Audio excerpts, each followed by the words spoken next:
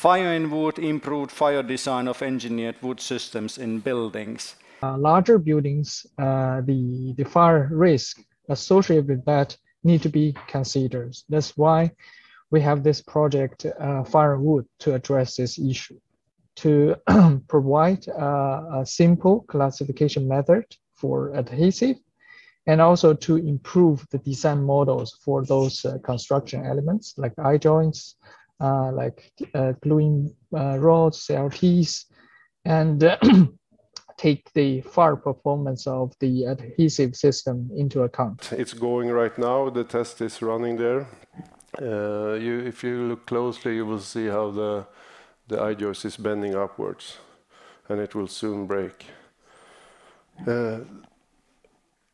As you're watching that, you can also see the box. We also did the test of CLT.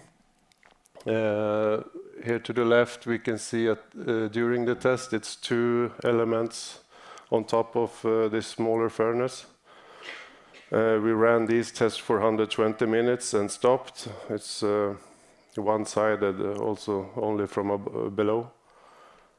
And for these tests, we measured the mass loss and also the shoring depth. So the timber came from our two industry partners. It was certain parameters, certain density range, certain strength grade even. And then we had 11 different adhesive systems. We will never tell which products they were.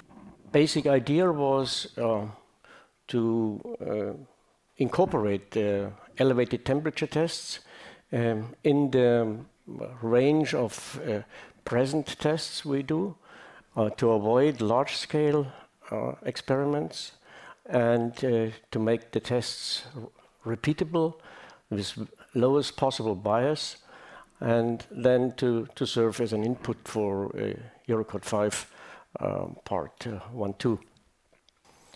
Now here you see the tiny specimens we looked at. So we had compression shear tests, scarf joints, finger joints, and lap shear tests. And in total, just to give you an idea, we had with this number of adhesives, we had more than 2,000 small-scale tests. And here I show you a tentative table for a future classification of adhesives. This is based on the block shear specimens according to 17224, and where the residual strength of the bond line is related to the residual strength of the solid wood. The fire behavior of glued and rods.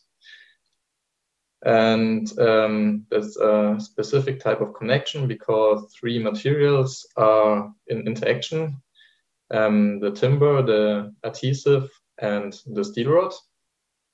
Here you can see the failure modes on the left side for the tests at room temperature and on the right side for the creep tests. The orange color is for wood failure as a main source of failure mode, and on the right side, the blue color is for adhesive. So here we're looking at charring from the fire side.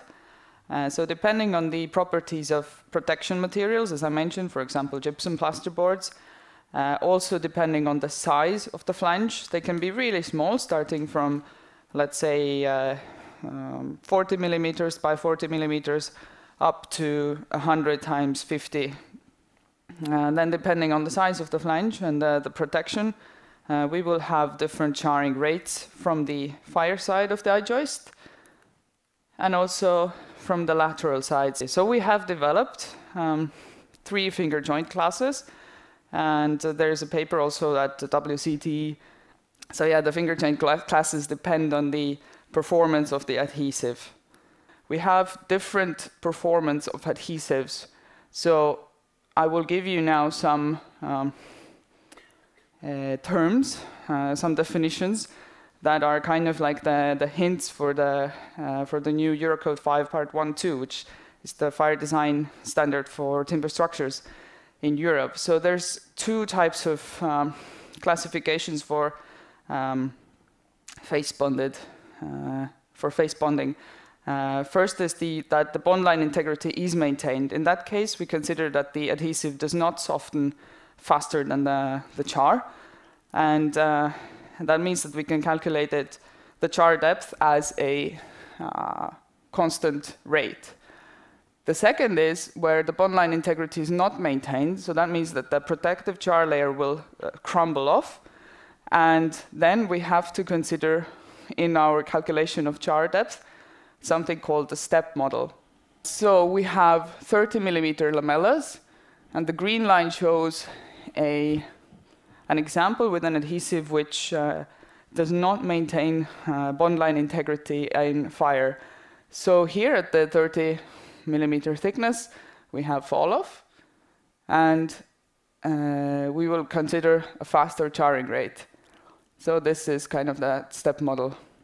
If we are able to develop a 25 millimeter thick char layer, then we consider that the charring will kind of slow down until the basic charring rate. So these two lines are parallel. And with thicker lamellas, so the blue line has 45 millimeter thick lamellas, and there you will see that the difference is less.